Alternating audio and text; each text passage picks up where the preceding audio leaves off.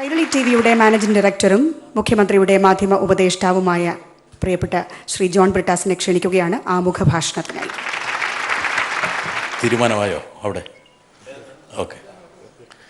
അധ്യക്ഷ പ്രസംഗം ആദ്യമാണോ ഉദ്ഘാടന പ്രസംഗം ആദ്യമാണോ എന്നുള്ളൊരു തർക്കം നടന്നുകൊണ്ടിരിക്കുകയാണ്. അപ്പോൾ അവസാനം ഇവിടെ ചേർന്നിരിക്കുന്ന ആൾക്കാരുടെ താല്പര്യമനുസരിച്ചായിരിക്കും ആദ്യം ഏതാണെന്ന് തീരുമാനിക്കപ്പെടുക. കൈരളി ടിവിയുടെ 5ാമത്തെ ഡോക്ടർ അവാർഡിനെത്തിയ എല്ലാവർക്കും സ്വാഗതം, നന്ദി. ഈ അവാർഡിൻ്റെ പ്രത്യേകതകളെക്കുറിച്ച് സ്വാഗത പ്രാസംഗികൻ സൂചിപ്പിച്ചു.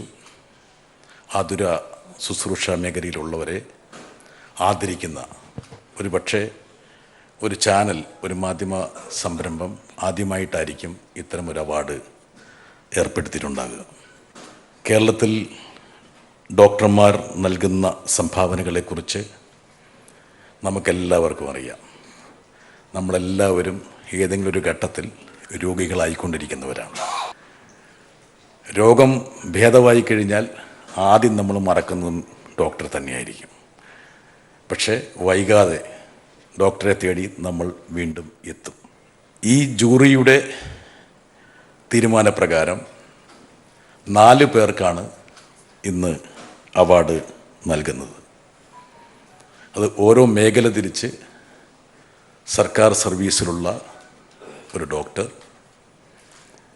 സ്വകാര്യ സർവീസിലുള്ള ഒരു ഡോക്ടർ, അതുപോലെ സന്നദ്ധ സേവന രംഗത്തുള്ള ഒരു ഡോക്ടർ, ഇങ്ങനെ ഈ കാറ്റഗറികളിലാണ് 3 അവാർഡുകൾ നൽകുന്നത്.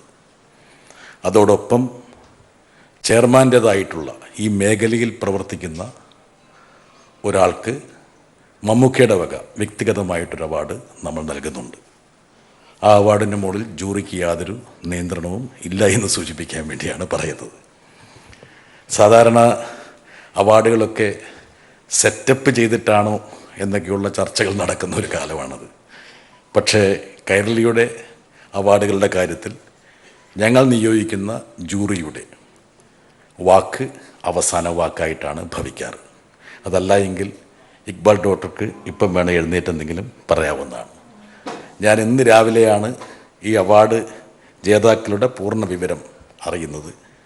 പക്ഷേ അതിൽ ഒരാൾ കോൺഫ്ലിക്റ്റ് ഓഫ് ഇൻട്രസ്റ്റ് എപ്പോഴും നമ്മൾ വ്യക്തമാക്കണം. എന്താ കാരണം എന്ന് വെച്ചാൽ 3 ഡോക്ടർമാർക്ക് അവാർഡ് നൽകുമ്പോൾ അതിലൊരു ഡോക്ടർ എനിക്ക് വളരെ വേണ്ടപ്പെട്ട ഒരാളാണ്. എൻ്റെ മുൻ സഹപ്രവർത്തകനും സഹോദര തുല്യമായ സ്നേഹം ഞാൻ എപ്പോഴും അനുഭവിക്കുകയും ചെയ്യുന്ന മുതിർന്ന മാധ്യമപ്രവർത്തകൻ ശ്രീ വെങ്കടേഷ് രാമകൃഷ്ണൻ്റെ ഭാര്യയാണ് ഒരു അവാർഡിന് പാത്രമാകുന്ന വ്യക്തി. അപ്പോൾ ആദ്യം തന്നെ നമ്മുടെ കോൺഫ്ലിക്റ്റ് ഓഫ് ഇൻട്രസ്റ്റ് ആദ്യം പറയണം. പക്ഷേ ഈ ഒരു കാര്യം ഞാൻ അറിഞ്ഞത് ഡോക്ടർ തീരുമാനമെടുത്ത ശേഷമാണ് ഞാൻ ഈ കാര്യം അറിയുന്നത്. പേരുകൾ വായിച്ച് നോക്കുമ്പോഴാണ് ചിത്രയുടെ പേര് ഞാൻ കണ്ടത്. അങ്ങനെയാണ് വെങ്കടേഷിൻ്റെ വൈഫ് ഡോക്ടർ ചിത്രയ്ക്കാണ് ഒരു അവാർഡ് എന്നുള്ളത് അറിഞ്ഞത്. ഇനി നാളെ ആരെങ്കിലും ഇത് കുത്തിത്തിരിപ്പുണ്ടാക്കാതിരിക്കാൻ വേണ്ടിയാണ് ആദ്യം ഈ കാര്യം ഞാനിവിടെ വെളിപ്പെടുത്തുന്നത്. ഇന്ന് ഏറ്റവും കൂടുതൽ പഠനവും ഗവേഷണവും ഒക്കെ നടക്കുന്നൊരു മേഖലയാണ് നമ്മുടെ ആതുര ശുശ്രൂഷ രംഗം. അതുകൊണ്ട് തന്നെ ഏറ്റവും കൂടുതൽ ആക്ഷേപങ്ങളും ക്ഷണിച്ചു വരുന്നൊരു മേഖലയാണ്. എല്ലാ വർഷവും ഒരു 2-3 മാസക്കാലം ഇന്ത്യയിൽ മെഡിക്കൽ വിദ്യാഭ്യാസത്തെ മുൻനിർത്തിയുള്ള കേസുകളും നൂലാമാലകളും വിവാദങ്ങളും ഉണ്ടാകാറുണ്ട്. എന്തുകൊണ്ടെന്നാൽ പണത്തിൻ്റെ വലിയൊരു വിഹാര കേന്ദ്രമായിട്ട് നമ്മുടെ വൈദ്യശാസ്ത്രം മാറുന്നുണ്ടോ എന്നുള്ള സന്ദേഹങ്ങൾ ഉയരുന്നൊരു ഘട്ടത്തിൽ കൂടിയാണ് നമ്മൾ ഈ അവാർഡുകൾ നൽകുന്നത്. ലോകത്തിൻ്റെ ഗതി തന്നെ മാറിക്കൊണ്ടിരിക്കുകയാണ്. അങ്ങനെ മാറുമ്പോൾ എങ്ങനെ ആയിരിക്കണം നമ്മുടെ ആതുര ശുശ്രൂഷ രംഗം മാറേണ്ടത്, ഉരുത്തിരിയേണ്ടത് എന്നൊക്കെയുള്ള ചില ചിന്തകൾ ഒരുപക്ഷെ ഇതുപോലുള്ള ലളിതമായ ചടങ്ങുകളിൽ നിന്നാണ് ആവിർഭവിക്കുക. ഈ ചടങ്ങിലേക്ക് മറ്റൊരു സത്യം കൂടി പറയണം. ഞങ്ങൾ ആരോഗ്യമന്ത്രി ശൈലജ ടീച്ചറെയാണ് ഉദ്ഘാടകനായി നിശ്ചയിച്ചിരുന്നത്. ശൈലജ ടീച്ചർ ഒരു ചികിത്സയുടെ ഭാഗമായിട്ട് വിശ്രമിക്കുന്നത് കൊണ്ടാണ് ഞങ്ങൾ നിങ്ങളുടെയും നമ്മുടെയൊക്കെ പ്രിയങ്കരനായ മണിയാശാൻ എന്ന് ഞാൻ സ്നേഹത്തോടെ വിളിക്കുന്ന ബഹുമാനപ്പെട്ട വിദ്യുച്ഛക്തി മന്ത്രിയെ ഉദ്ഘാടകനായിട്ട് നമ്മൾ ക്ഷണിച്ചത്. ശൈലജ ടീച്ചർ കഴിഞ്ഞാൽ പിന്നെ ഞങ്ങളുടെ മുമ്പിലുള്ള ആദ്യത്തെ ഓപ്ഷൻ, അതും ബഹുമാനപ്പെട്ട മന്ത്രി കേൾക്കാൻ വേണ്ടി പറയാണ്, ആദ്യത്തെ ഓപ്ഷൻ മണിയാശാനായിരുന്നു. അത് രണ്ട്, ഞാൻ വെറുതെ പറയുന്നതല്ല. അതെ, പച്ചമണ്ണിൽ രണ്ട് കാല് ഉറപ്പിച്ച് ചവിട്ടി നിൽക്കുന്ന ഒരു മനുഷ്യനാണ് നമ്മുടെ വിദ്യാശക്തി മന്ത്രി. പക്ഷെ നിങ്ങൾ വിചാരിക്കും അതുകൊണ്ടാണെന്നല്ല.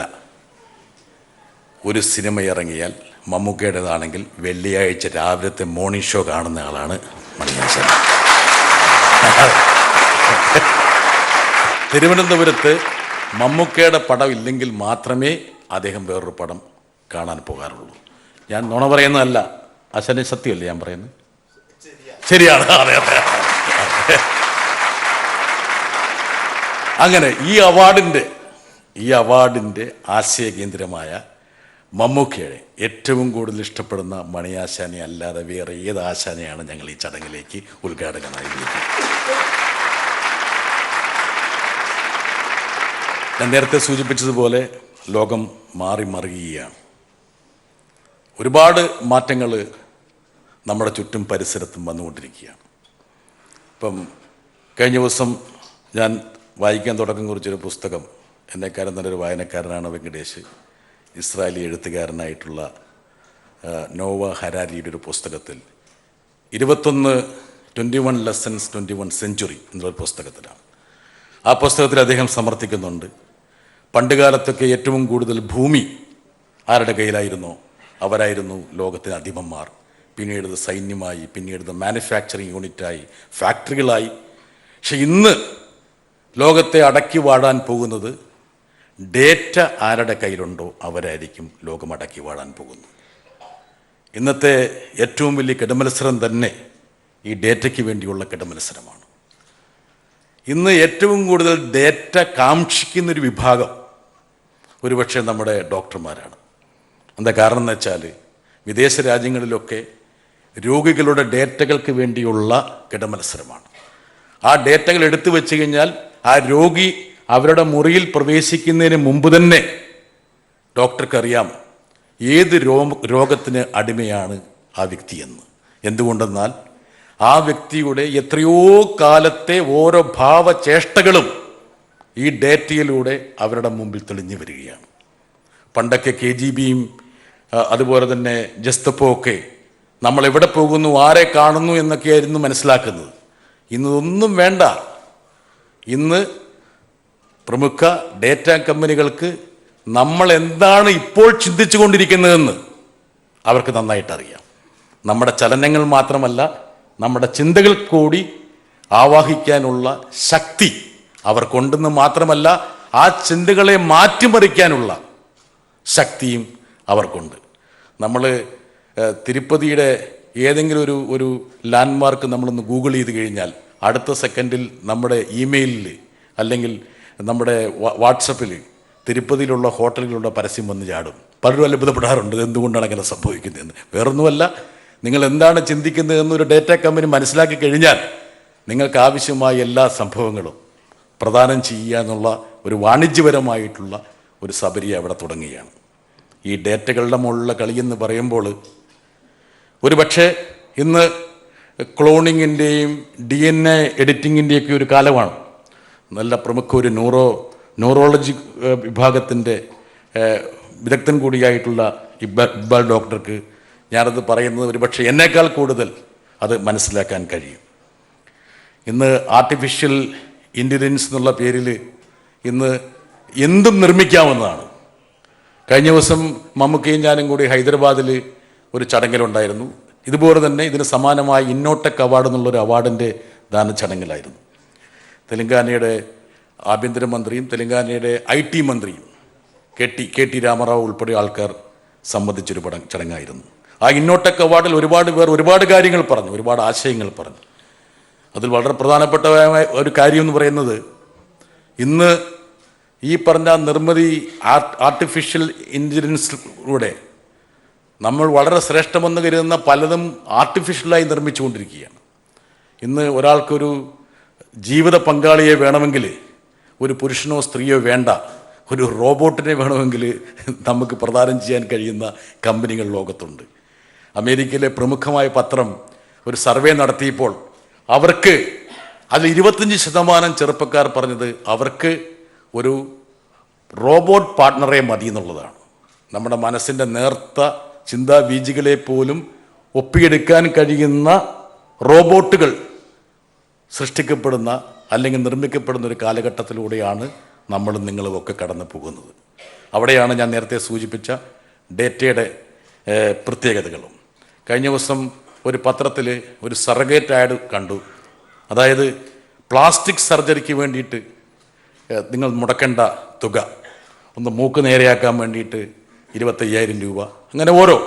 അതായത് ഇപ്പോൾ ഇവിടെ ഇരിക്കുന്ന ആരും പ്ലാസ്റ്റിക് സർജറി ചെയ്തവരൊന്നുമല്ല. മമ്മൂക്ക എത്രയോ കാലമായിട്ട് ഇതുപോലൊക്കെ തന്നെയാണ് ഇരിക്കുന്നത്, വലിയ വ്യത്യാസമൊന്നുമില്ല. അപ്പോൾ അത്രത്തോളം നമ്മുടെ സമൂഹം അല്ലെങ്കിൽ നമ്മുടെ ഈ മേഖല മാറിക്കൊണ്ടിരിക്കുകയാണെന്ന് ആണ് ഞാൻ പറയുന്നത്. ഈ ഡേറ്റയുടെ ശക്തി, അതുപോലെ തന്നെ ഗവേഷണങ്ങൾ നൽകുന്ന കുതിപ്പ് ഇവിടെയൊക്കെ ആണെങ്കിലും ഒരുപക്ഷെ ഒരു ഡോക്ടറെ വേർതിരിച്ചെടുക്കുന്ന ഘടകം ആ ഡോക്ടറുടെ മനസ്സിലുള്ള മാനവികതയുടെ തലമാണ്. അങ്ങനെ ആധുനികതയുടെ പടവുകൾ നമ്മൾ ചവിട്ടുമ്പോഴും മാനവികതയുടെ ആ നേരംശങ്ങളെ നെഞ്ചിൽ ചേർത്ത് പിടിക്കുന്ന ഏതാനും പേരെയാണ് കൈരളി ഇവിടെ ഡോക്ടേഴ്സ് അവാർഡിലൂടെ ആദരിക്കുന്നത്. ചടങ്ങിനെത്തിയ എല്ലാവരെയും കേവലം ഔപചാരികതയ്ക്ക് വേണ്ടി ഞാൻ സ്വാഗതം, അവർക്ക് നന്ദിയും പറഞ്ഞുകൊണ്ട് പിൻവാങ്ങുന്നു. നന്ദി, നമസ്കാരം.